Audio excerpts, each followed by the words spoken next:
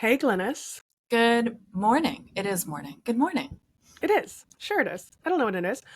How's your sex life? um, on the whole, great. On the recent, I've had a lot of work to do. Yeah, work gets in the way of sex. And we're not going to talk about my boring ass mom of three sex life because at this point, I'm pretty sure that I'm Sophia Petrillo in The Golden Girls. Oh, I was like, who's Sophia? Yeah. I Yeah. mean, I don't know if Like that's true, but I don't have time for sex right now. right. And I'm fully okay with that. When I have sex though, it's really freaking good. Mm-hmm. When I make the time for the sex, Right. right? Right. Yeah, I really enjoy it. And this got me thinking, you were mentioned in a New York Times article this Yeah. week um, about how Gen X women are having the best sex of anyone. Yes. Do you think this is true? I think, first of all, it's time for Gen X's moment in the spotlight because we've been shuffled to the side, as you and I both know, for decades. I think our best years are ahead of us. I mean, who's to say if it's true or not? I think that what's happening is like we have a cultural idea that women over 40 don't have great sex. And recently there's been like an explosion of, books, films, whatever, being like, actually, we're having plenty of sex and with whoever we want to. And the sort of shock of that is like, wow. I think there is some truth to it. I think what you learn as you age, or what I've learned as I age, is that like people in marriages who've been married for any extended period of time, and particularly with small children, often don't have time for sex No, or no, no. Yeah, lose there's lose the and so to be out in the world at an age where you're sort of prepared to have no one be attracted to you and then discover like, oh, actually everyone's attracted to me and I have the self-confidence and self-knowledge to um, really take advantage of that is just like a bonanza. I think that you are living a bonanza and I am living something else entirely. But again, I have three, like, this is not about age for me. This is about time and three children under the age of seven, right? So Right. I think that piece though is really about women outside of partnership, right? Like it's a lot of that piece was talking to women who've been recently divorced or who haven't married and are at an age where for most of history you get slapped with the sort of like spinster, sad spinster, and the reality of it is anything but that. So I think it's like, oh, things can be great, at a time when you're told everything is going to be terrible. well, you've been at the forefront of that ethos, I that try my idea. best. Well, it's a good word, Joe. Thank That's, you. yeah, Thank good you. Yeah. vocabulary day. Yeah, that ethos of that things can be great for Hmm. women in our 40s and 50s, a time when in the past, culturally, we have been relegated to quote unquote spinsterhood, Hmm. when we've been told that we're dried out, used up, non-sexual beings, whereas men in their 40s and 50s have been the ones who get to have a midlife crisis, who go out and buy a convertible and start doing it with a bunch of young hot babes. Right. That has been the cultural stereotype. I do not think that has matched the reality of women in their 40s and 50s. But I will say, I do think the cultural stereotype is finally starting to catch up Hmm. with movies like Baby Girl, which I do have problems Hmm. with books like Miranda July's All Fours, and with books like yours, Hmm. Mostly Here to Enjoy Myself. Like, Hmm. we're finally catching up to women's reality, Hmm. that we have not been these spinsters, that we have been having good sex in our 40s and 50s for a long time. Do you think this is where we don't know because we have so few stories. I mean, Blanche in Golden Girls is a Blanche and good, Golden Girls. I mean, again, like, I'll just talk about Golden Girls all day long. right. I've been just playing it here. It is That's our only subject. my cultural bellwether at this Right. point. I mean, so there is some sense that, like, of course, she was sort of oversexed as the character, but there is some sense in the culture that, like, oh, great sex is still available to you after a certain age. But I also wonder, and we've talked about this and written about this, which is part of this, I think, is connected to women not having to remarry for financial stability, which has been the case for most of history. That, let's say, I mean, this is a stereotype, but stereotypes exist for a reason, which is, your husband in your 40s, let's say the kids are off to college, your husband leaves you for a younger woman, and Mm-hmm. you need a financial framework around your life that is not available to you outside of marriage for the most part, especially to keep up a standard of living if you are a person in upper middle class or whatever. So I do wonder if part of this Renaissance, and Renaissance suggests it happened before, part of this like a moment is that you're looking at women who have financial agency, who've had bodily autonomy up until very recently, Up until very and recently. Yeah. have like possess a degree of self-knowledge from both of these things that just benefits your sex life. Liz Lenz is doing one of my What's Up Pussycat Q&As for the newsletter tomorrow. Oh, And fun. yeah, Fun. Everyone subscribe to What's Up Pussycat, by it's the really, way. it's It a is fun Glennis's little newsletter, and it's so good. Q&A. But she said something that has come up a couple times, which is like, when talking about sex, it's like, if you're having bad sex, you speak up. Or if you're not enjoying yourself, you articulate it immediately. And I think that's both As a woman of a certain age, as as a a woman, woman because in you're their like, I 40s know and what I 50s, like, and exactly. I'm not enjoying this. Do Yes. it different or goodbye. And that sense of obligation of sort of like, oh, well, is he enjoying himself? That I think I can only speak for myself. What was absolutely a part of sex when I was younger has like completely disappeared. And I also think what movies like Baby Girl completely miss is it's that degree of confidence that's so appealing to younger men, right? That it's this sense of like, I know what I like. I know what I want, and let me articulate this to you, and get on it. Literally, actually get on it, or maybe get off it. Yeah. And exactly. Yeah.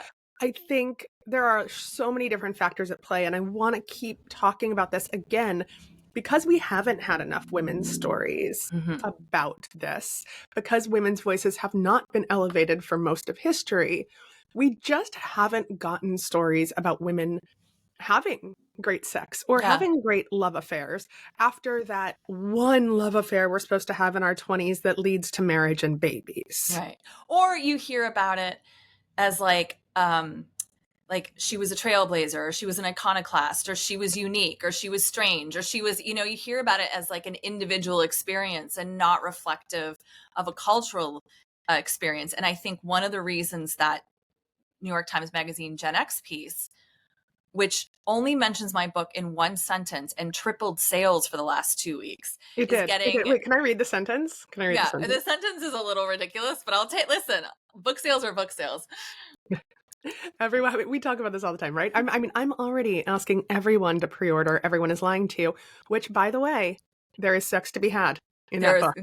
There is indeed. There's sex to be had. There is sex to be had. I'm trying to find the quote. So I think the line was something like, they were listing recent books and they said, Glynis McNichol, 50, wrote a popular memoir about going to Paris to get laid, which is reductive and also spectacular in the sense it's so ridiculous. And we've both been in media for a long time and in book publishing. So I saw that line and I was like, oh, give me a break. And at the same time, I was like, listen, this is getting read. On the phone with you. I think we were recording. We were recording a podcast when we read it. Yeah, because someone in our writing group texted it to us. But but that was enough. That was enough to sell some books, because women also want sex, and women also want to get laid. And I think that is a cultural change too, that for so long we have seen women as the unwilling participants in sex. And that's not it. It's just that we want sex on our terms. We want sex with agency, and we want good sex. Yeah, absolutely. Good. And I mean, yes, I have nothing to add to that. The answer is absolutely yes. And I think sex is not always connected to romance or like an epic love story, that you get to an age where you've come out of these experiences or you recognize them for what they are, which is, oftentimes a friendship or an arrangement or a joint business almost, and you come out of it and you're like, I really enjoy sex. and being able to separate the two without cultural punishment at the moment. I mean, we both know my feeling that so much of the backlash we're experiencing is connected to women being able to enjoy themselves on their own terms, is 100%. very alarming to a lot of men It's who, very alarming to the majority of the culture, and also alarming to some women. oh, for sure, because they played For by the sure. rules and they've been rewarded by it. And the idea that the reward they have gained by it is that there are other rewards out there if they hadn't played by the rules, I think is very destabilizing. But no, and I think, to get back to like sort of the cult, I think the reason that piece is doing so well is because it's not about an individual. It's reflective of a culture. And that is, there's so much power in that, because you separate, you don't say, oh, it's just this one woman, you know, who's done these three things. No, and you're it's like, no, women, it's available to women at large. It's available. It's available to all of us. Yeah. This is this kind of pleasure, this kind of enjoyment is actually available to you too. Yeah. To everyone. To everyone. And I didn't go deep into the comments of that piece because I've had enough of the comment section in life. God, but most commenters are such just wet noodle losers. I'm sorry. I can't. I went into my podcast comments the other day, and I went into a spiral of depressing doom. That's not a good idea. I know, it's a bad idea. We're stuck in a global comment section right now with this administration, so I don't know why you have to double down on. It was dumb. It was a bad choice. I used to, when I was having a really good day and feeling great, I was like, all right, well, now you're up for it. Now's the time to look at Goodreads. And then immediately it would tank your, because you never absorb all of the good comments. You only fixate on the 2 bad comments. And so I don't read them at all anymore. I'm grateful that people who review the book take the time to do so, but I don't engage with it at all. But I did see some of the comments on the Times Instagram about the Gen X story, and it was, you know, it was women having sort of similar conversations to us, but there was definitely the men in there being like, no one wants to have, this is a joke. No one wants to have said this is desperate. And I was like, I think, you know, people tell on themselves when they talk like that, right? It's like, they do. They do. You want women to be desperate, and you want this not to be true, because it puts an expectation on you that you have to step up some behavior if you want to access this. And maybe move out of your parents' basement, Frank. Maybe stop being such rage machines and actually take, I mean, in the general sense of this moment we're in, actually spend time considering the well-being of others on a very basic level. And this moment is giving a lot of people permission to not have to engage with other people's feelings or well-being. And so it's just so typical to see it in the comments. And then you're just like, I don't have to engage with this, because I don't live a life that requires me to tolerate awfulness in order to survive, other than the news. Nope. All right, quick break. When we get back, I am going to dive into the comment section. Okay, we're back. We're talking about the New York Times article that claims Gen X women are having the best sex of their lives. I loved this line from it that, you know, she's just describing herself as a 46-year-old woman. And she says, I had fewer inhibitions, fewer hangups, more self-love than I did as a taut 24-year-old. And the culture of sex in the 2020s felt more exploratory, more forgiving. The date rapes and creepy professors that filled my 1990s were gone. The workplace harassment and idiotic full Brazilians that peppered my early 2000s were over. I felt this so hard in my freaking soul. Yeah. I When was the last time you waxed? I haven't waxed since I started having children. I have not. I used to full Brazilian. Oh God. I had an allergic reaction to wax once and never went back. I've also been a competitive swimmer since I was 10. So the razor is my friend, but no, please. Are you kidding me? No. This is what comes to with the sense of like, so much is available to me. You're just like, what does Ellie say? My friend Ellie in Paris, who's like, you'll like what I give you. Like, it's like, you know what I mean? You're lucky at that sense of like, you're lucky for what I'm giving you. Yes. Yes. This idea of meeting sort of outrageous expectations, costly ones, painful ones, is no longer in my vocabulary. And I don't know. I mean, I think we do a disservice to men I can't believe that sentence just came out of my mouth in No, it's February of no, no, no, no, no, no, no. 2025. I say all But the time, I think that, men, we need to talk more about men. right. Okay. We do. My experience has never been someone being like, oh, I think we do a disservice to the expectations of men by assuming they will only be attractive to this very pruned physical body. And the truth is When the majority of them are covered in fur.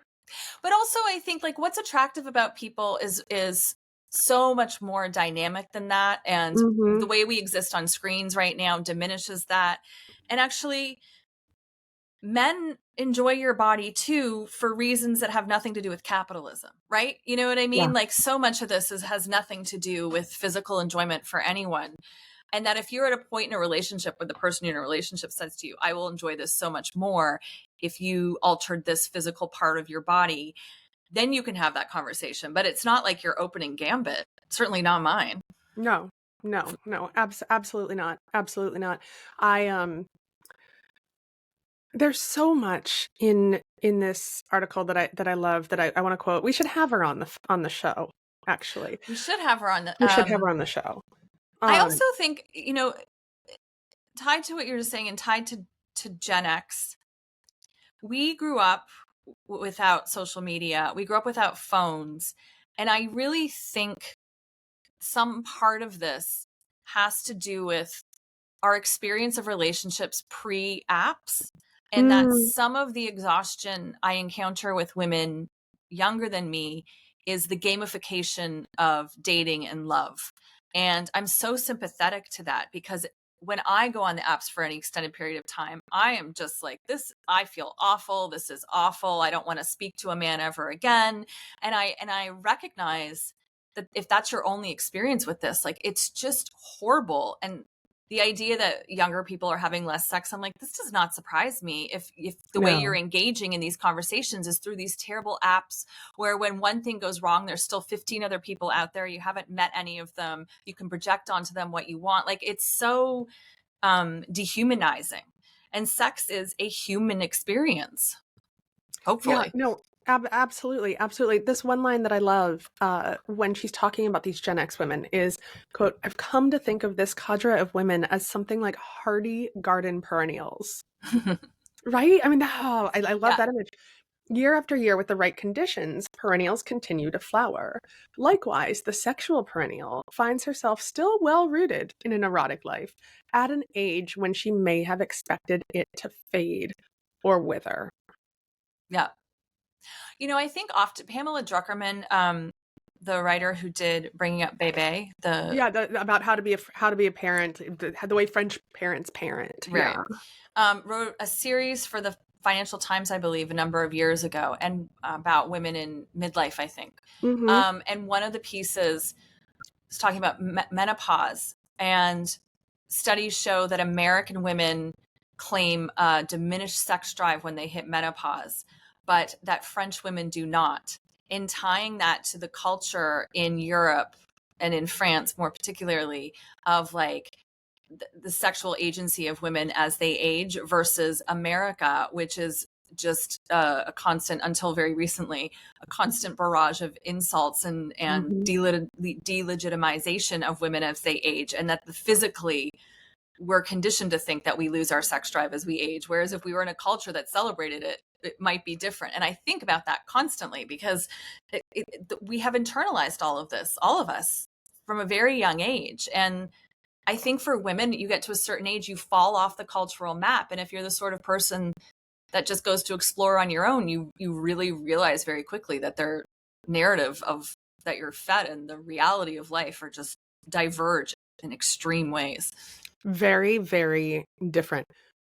I want to talk about my issue with Baby Girl really quick before I dive into I hated that movie in a way I've not hated a movie in so long.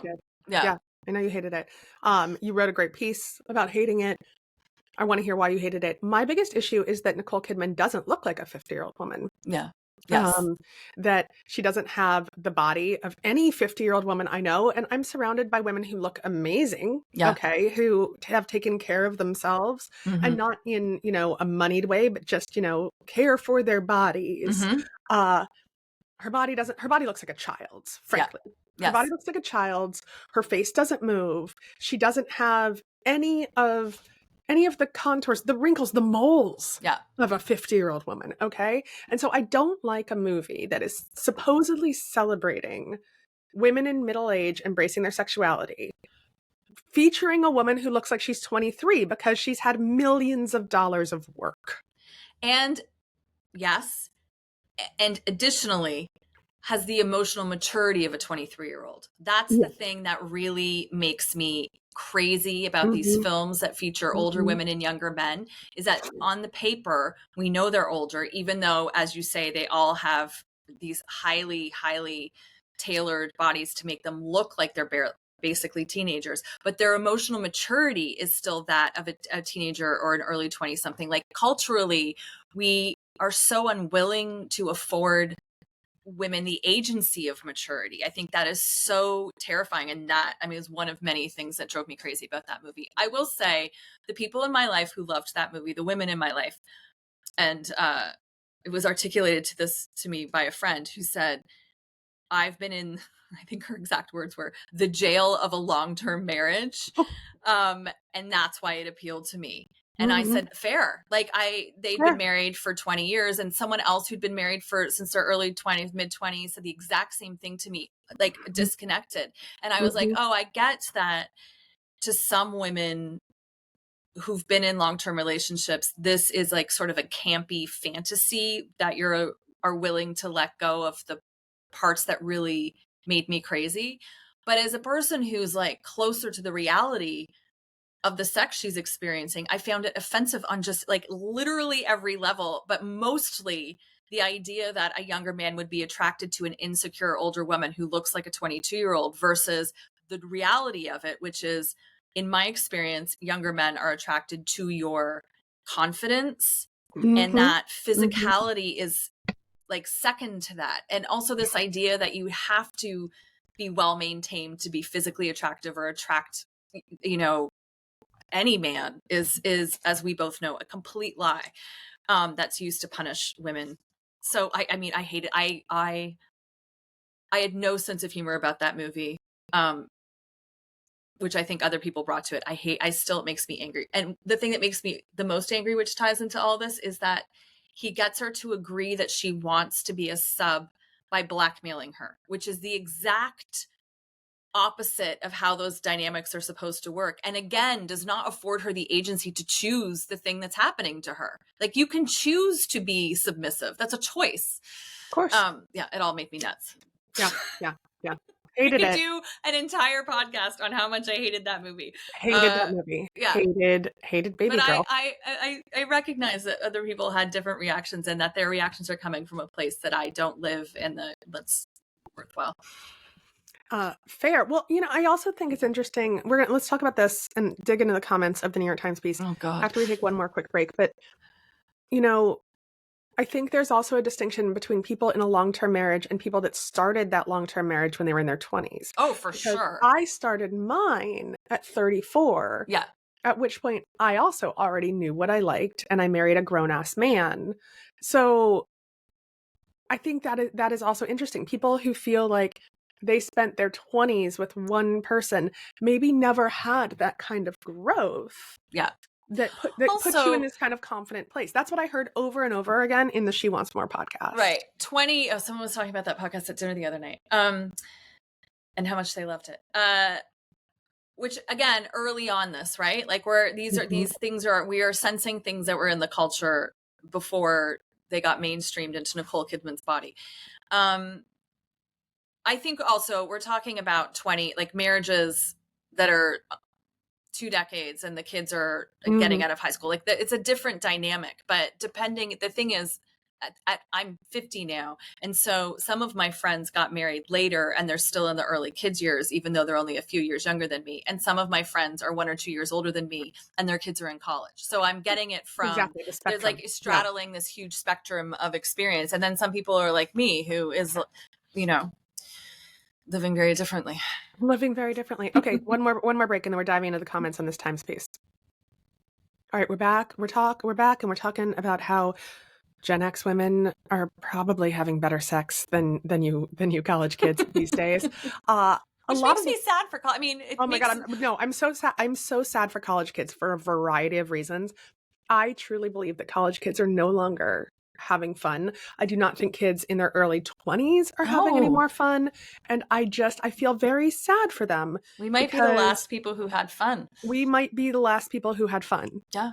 I mean, truly, I don't mean that. There's a chapter in I'm Most Here to Enjoy Myself about that, but I just am like, oh my God, I wouldn't be younger for anything in the world. Oh I God, no, it recognize with seems such enormous miserable. empathy. Miserable. Like, they're on a burning planet, as we all are. Mm. But the degree that social media has removed joy from so much, and the flip side of that, which I think the author of the Gen X piece talked about a bit, which is like, I don't know how.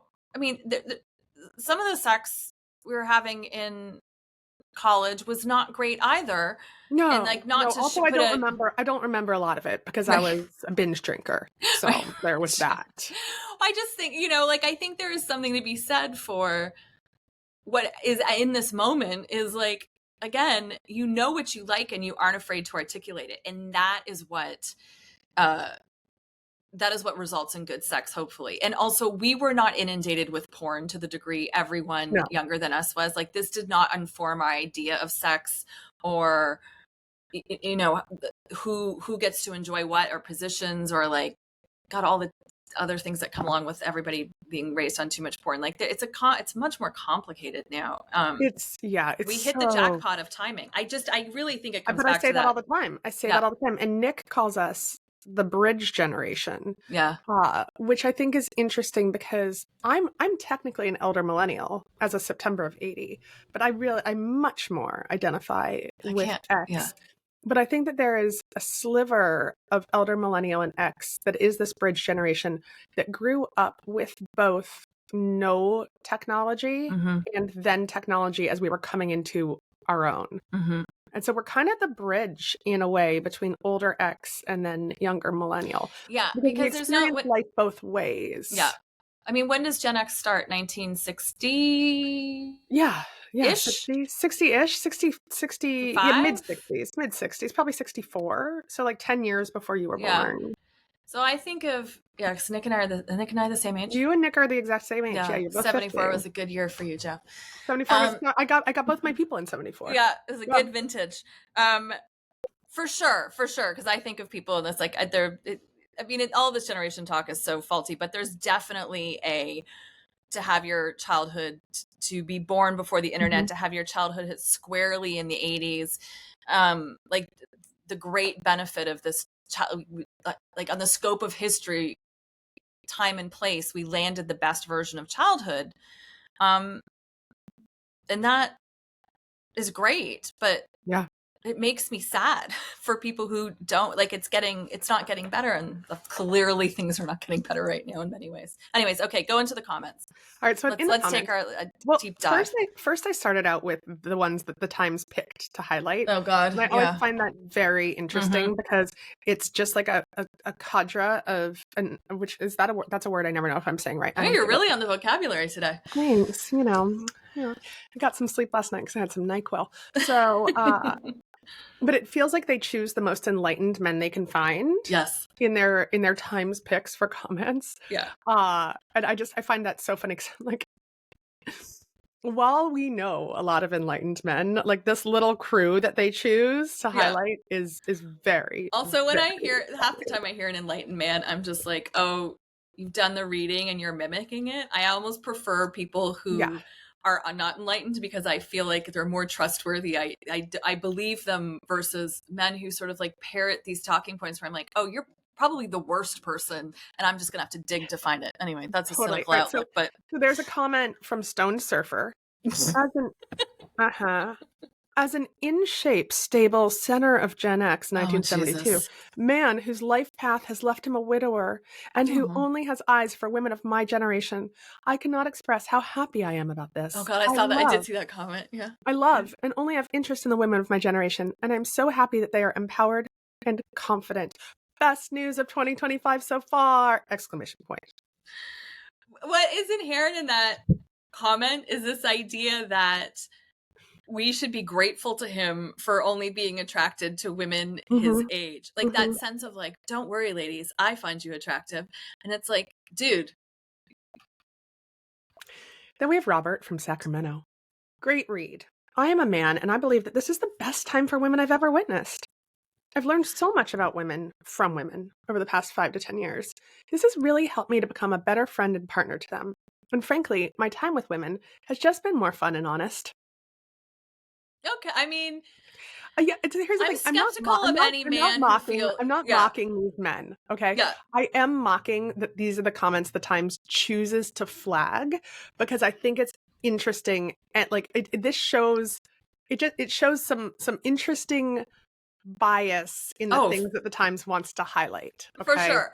Also, like it's like the men that would show up at women's events, which I used to be like, that's smart because you're going to be, you're gonna get you laid. This is right, why you I have a tell my better chance brother-in-law. of I tell getting my brother-in-law to go to yoga classes all the time. right.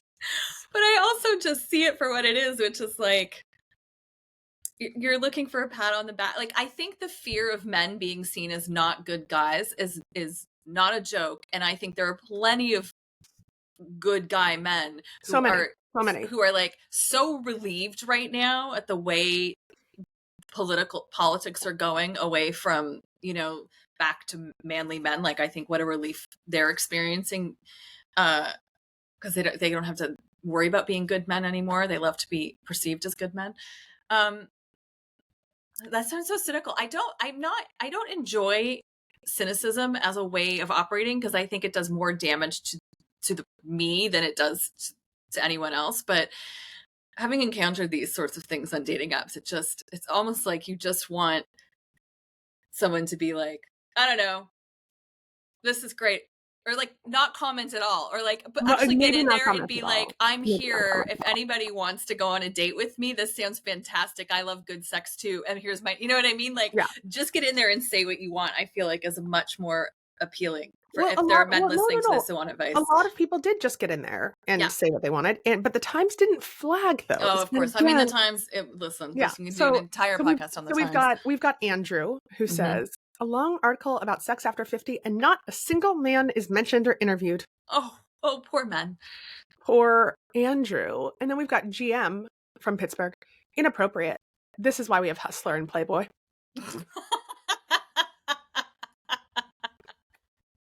Uh-huh.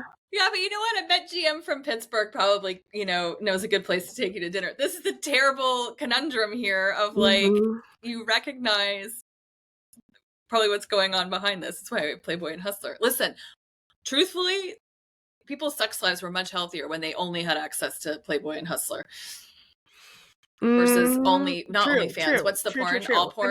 mean, yeah. Pornhub. No, but I mean, Pornhub is just that's a whole other podcast. Okay, whole other podcast. Look, and then we have a lot of comments thanking, right? Yay for Gen X women, born in Mhm. '69. Here, I have to say this resonated with me. Enjoy it while you can. It is the best. I think that too. Enjoy it while you can. Not in the sense of like you might not be having great sex in your 70s, because I think, as we know from studies, senior citizens are having fantastic sex.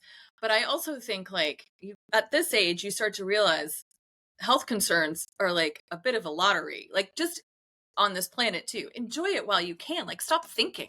Stop thinking about it. Exactly. Stop. I mean, I've become so stoic and nihilistic recently, which is yet another Just podcast. stop thinking. I mean, I'm mostly here to enjoy myself. Part of it was I landed in Paris and I stopped thinking. I just was like, how quickly can I get my clothes off? I don't want to think too hard. Yeah, exactly. This is the last comment I'm going to read, and I love it. But I'm happy for her. But imagine the uproar if this article were written by a man having moved on from a wife and seeking sexual fulfillment from other younger women. No doubt that man would be vilified, or that man would be in every movie that's been produced Just like I'm like, forever. are you kidding me? Are you kidding me? Shut your mouth. It's also just a ridiculous thing to say that one article about women celebrating the way they have access comes out and everyone's like, well, imagine if this is a man. We don't have to imagine. That's the like cultural history. That's the history of the world. I mean, how many wives did Henry VIII kill? It's just like that's our mic drop. That's where. How many wives did Henry VIII kill? Okay. Right. Exactly. Exactly. Oh, all right, Glenn. I'm gonna I'm gonna go maybe have some sex with my husband. Yeah, No, let Nick know. I I'll mean, let him this know. is the thing. If you're in a great marriage, that is the flip side of like this. I have to do more work. If I wake up and I'm like, God, I really just really want to be naked with someone, that takes more work. Right. Yeah. But Yeah. you know No. what? It's also Exactly. exciting in a way that maybe people feel they're missed. Listen, there's no perfect solution to any of this. The perfect No. solution to this is universal health care and probably basic income And in a probably planet basic that's income, not and burning. maybe not letting, n- not firing everyone because there's no jobs left for people. So Yeah, like there are we're not gonna. Yeah. solutions to us all having better sex that There's are solutions like, to more joy. yeah, Okay. yeah. Yeah.